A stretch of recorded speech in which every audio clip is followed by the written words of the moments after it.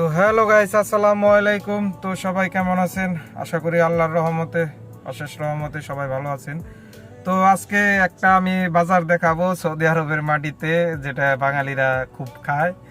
আমিও দেশে খাইতাম, মিষ্টি পান খাইতাম। তো আজকে আপনাদের পান দেখাবো। আমি আজকে পান কিনে নিয়ে আসলাম, পান খাবো। 1 টাকা আর 5টা দিছে। আমি তো এখানে রিয়ালের হিসাব করি, আপনারা বাংলা হিসাব করে দেখেন, সমস্যা নাই। তো ঠিক আছে, আপনাদের দেখাবো। আজকে একটা চালের বস্তা কিনছি, ইন্ডিয়ান মানে মাজরা চাউল। এটা হলো আপনার 38 টাকা।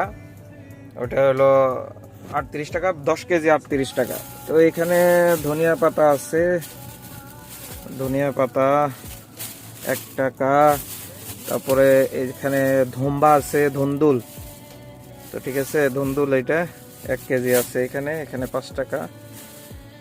নিচে চলে যাও, এই যে এখানে আসল জিনিস। তার আগে একটা দেখাই, এটা হলো মরিচ। 2 টাকার মরিচ কিনছি।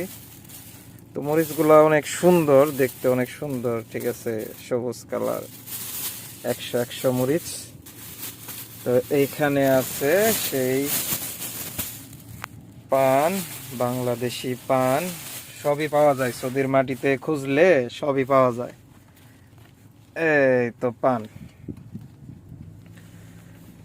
খাওয়াও একখান পান। তো চুন আমাকে ফ্রি দিছে।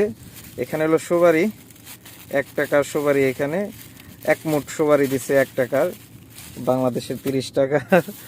তারপরে এই তো চুন আমাকে এমনি দিছে, বাঙালি তো, বাঙালি দোকানদার। তো চাইছি চুন, যে ভাই একটু চুন দিয়েন, পান খামু, তাহলে একটু দিয়া দিয়েন। পরে দিয়া দিছে।